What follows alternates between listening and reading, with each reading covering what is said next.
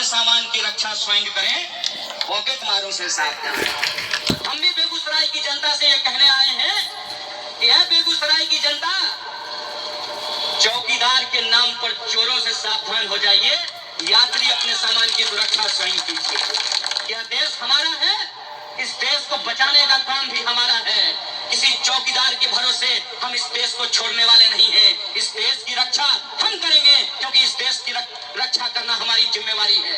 इस देश में यदि हम पैदा हुए हैं, इस देश की मिट्टी में यदि हम पले बढ़े हैं, तो इस देश की रक्षा करने की जिम्मेवारी भी हमारे कंधे पे है। और जब ये जिम्मेवारी हमारे कंधे पे है, तो हमको ये समझना चाहिए कि इस सरकार का विरोध करना क्यों जरूरी है। इस सरकार का विरोध करना इसलिए जरूरी है कि पिछले 5 साल में कुछ ऐसी चीजें हुई है जो हिंदुस्तान के इतिहास में कभी नहीं हुआ था। उसका कुछ एग्जाम्पल मैं आपको देना चाहता हूँ, उसका कुछ उदाहरण मैं आपको बताना चाहता हूँ। एक बात बताइए कि कब इस देश में खाने पीने के नाम पर, क्या आप खाएंगे, क्या आप पहनेंगे, आपके किचन में क्या बनेगा, कौन किससे प्यार करेगा, कौन किससे शादी करेगा, इसके नाम पर लोगों को दिन दहाड़े मार दिया गया हो, गोली करके चला करके उसकी हत्या कर दी गई हो। ऐसा पहले कब हुआ था? ऐसा पहले कब हुआ था कि इस देश में, इस देश के लोगों के ऊपर ही हमला किया गया हो, उनके लोकतांत्रिक अधिकारों के ऊपर हमला किया गया हो, और जब लोगों ने उसका विरोध किया तो अपने ही देश के लोगों को देशद्रोही कहा गया। ऐसा पहले कब हुआ हो कि इस देश में सरकार सवाल का जवाब नहीं दे रही है, सरकार सवाल पूछ रही है? ऐसा पहले कब हुआ था? ऐसा पहले कब हुआ था कि आज का प्रधानमंत्री अपनी नाकामी के लिए देश के पहले प्रधानमंत्री को जिम्मेदार ठहरा रहा हो? ऐसा पहले कब हुआ था? इन चीजों को जब आप ध्यान से देखेंगे तो आप ये देखेंगे इस पूरे के पूरे मामले के पीछे एक साजिश रची गई है, और वो साजिश ये है कि इस देश की जनता को आपस में उलझा दो। और जब इस देश की जनता आपस में उलझी रहे, उस दौरान इस जनता की हकमारी करके उसके धन दौलत को इस देश के बड़े बड़े धनवानों के खजाने में पहुंचा दो। ये साजिश हमारे साथ रची गई है। और इसका उदाहरण मैं आपको देता हूं कि जब इस देश में एक साल में 12,000 किसानों ने आत्महत्या की, उस वक्त उन किसानों को बीमा देने के नाम पर उस कंपनी ने एक साल में 10,000 करोड़ का मुनाफा कमाया है।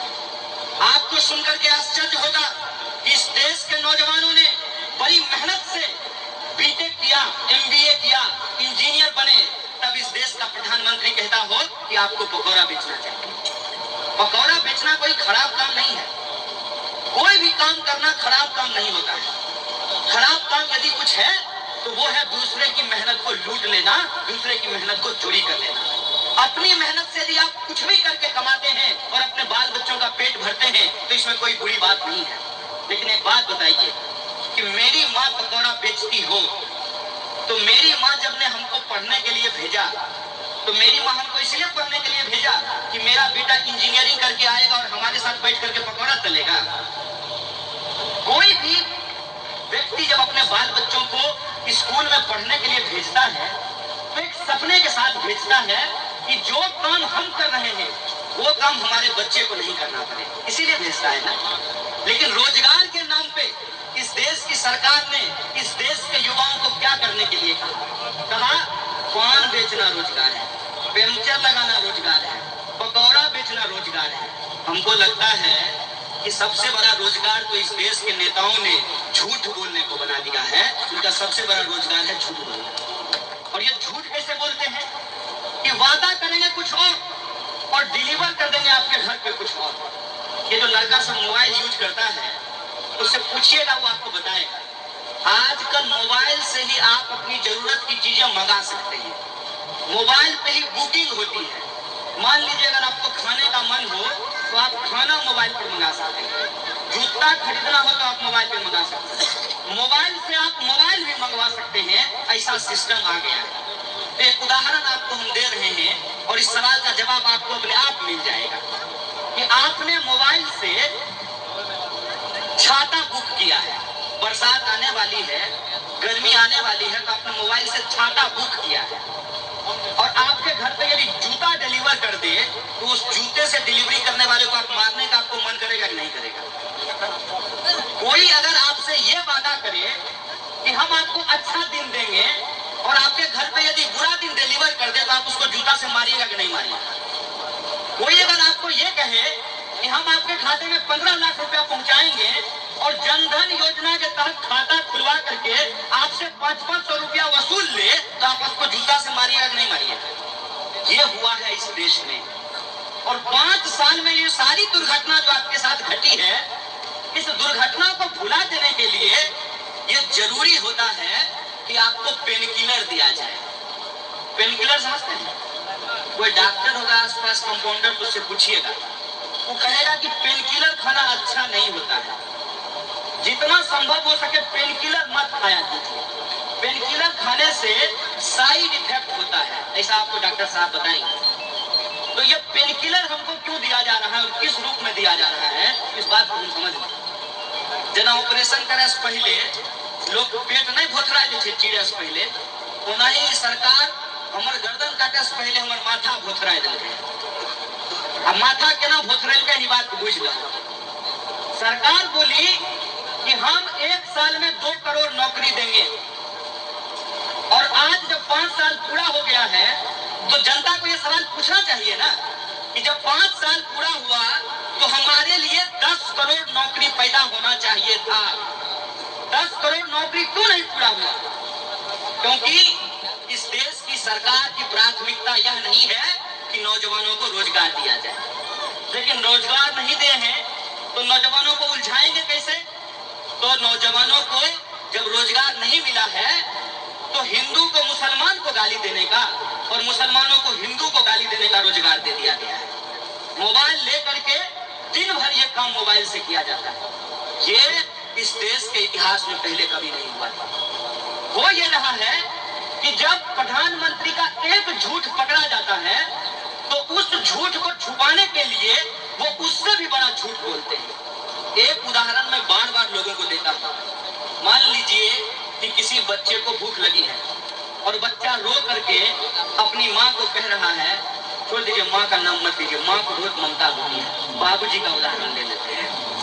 अपने बाबूजी कह रहा है कि बाबूजी बिस्कुट दे दीजिए, बाबूजी उसको उठा करके गोदरेज पे रख देता है। तो बच्चा कहता है कि नहीं पापा हमको नीचे उतार दीजिए, हमको बिस्कुट नहीं चाहिए, हमको नीचे उतार दीजिए। यह सरकार भी हमारे साथ बिल्कुल वैसा ही कर रही है। 4 साल पहले इस देश में जब सरकार बनी तो अच्छा हमको सपना दिखाया गया। सपना क्या था? महंगाई कम कर दी जाएगी, 2 करोड़ नौकरी पैदा कर दी जाएगी, इस देश में अच्छा दिन आएगा, किसान की आत्महत्या रुक जाएगी, महिलाओं पे अत्याचार बंद हो जाएगा। तो लोग हमको कहते हैं कि आप सिर्फ प्रधानमंत्री का विरोध करते हैं।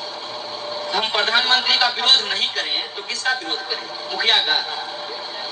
किसका विरोध करें? आप ही हमको बता दीजिए, हम कौन सा अपराध कर रहे हैं, आप हमको ये बताएं। सरकार ने जो वादा किया वो वादा यदि सरकार पूरा नहीं कर रही है तो सरकार से सवाल पूछना कोई गुनाह है क्या? और ये सवाल जब आप पूछते हैं तो आपके खिलाफ विभिन्न तरीके का आरोप लगाया जाता है। आरोप लगाने दीजिए, आरोप से हमको कोई दिक्कत नहीं है, क्योंकि हम एक बात जानते हैं कि सच सच होता है, झूठ झूठ होता है, और सच को झूठ और झूठ को सच नहीं बनाया जा सकता है। ये आम का पेड़ है सामने में, और इसके सामने आप खड़ा होकर के कहें कि ये कटहल है तो ये कटहल हो जाएगा? इसका मंजर तो नहीं आया है, आया है? इसके मंजर से कटहल निकलेगा कि आम निकलेगा? आम निकलेगा ना। हमको कोई कुछ भी कह दे तो कुछ भी कह देने से क्या होता है? हमारी सच्चाई तो नहीं बदलेगी ना। माने हम ये बात झूठ तो नहीं बोल रहे हैं। आप लोग पखरौल के लोग हैं, उत्तरी तेघड़ा के लोग हैं, हमारा घर बीहट है, तो बीहट का कोई ना कोई तो आपको मिलता होगा, तो आप पूछ लीजिएगा कि कन्हैयाज बोलता है कि इसकी माँ आंगनबाड़ी में काम करती है, ठीक बात है झूठ बात है? कितना देर लगेगा आपको इस बात को पता कर लेने में? कोई भी जो सच होता है उसको छुपाया तो नहीं जा सकता है, उसका सच्चाई तो सामने आएगा कभी ना कभी। आज 5 साल जब बीत गया है तो जो लोग भाजपा को वोट देना चाहते हैं हम उन्हीं से पूछना चाहते हैं, एक बात बताइए, आपके खाते में 15 लाख आया? छोड़ दीजिए हमारा, हम तो विरोध करते हैं, तो हमारे खाते में नहीं आया, आपके खाते में आया। अगर आपके खाते में भी आया होगा 15 लाख, तब भी हम आपको जो है कह देंगे कि प्रधानमंत्री बहुत अच्छा है। कोई भाजपाई गछने को तैयार नहीं है तो उसके खाते में 15 लाख रुपया आया है। वही हमको बता दे कि उसके बच्चे को नौकरी मिली है, नहीं मिली। तो यह जो परिस्थिति है, इस परिस्थिति में आखिर हमको क्या करना चाहिए? यह जो घटना आज इस देश में घट रही है, जिस तरीके से नफरत और उन्माद फैलाया जा रहा है, जिस तरीके से इंसान को इंसान से बांटा जा रहा है, उसमें हमको क्या करना चाहिए? इस बात को गांठ बांध लीजिए और ये बहुत गंभीर बात है, इस पर ध्यान से सोचिएगा। इन लोगों का उद्देश्य ये है कि अंग्रेजों ने जो काम अधूरा छोड़कर गया था, वो काम को ये पूरा करने के लिए आए हैं। तो इनको हम कह देना चाहते हैं कि हमने गोरों को भगाया था और हम चोरों को भी भगाएंगे। ये संकल्प हम लेने के लिए आए हैं और यही संकल्प हम आज यहाँ से दोहराते हैं। हम कहते हैं कि आपका एक एक झूठ का पर्दाफाश हो गया है। क्या हुआ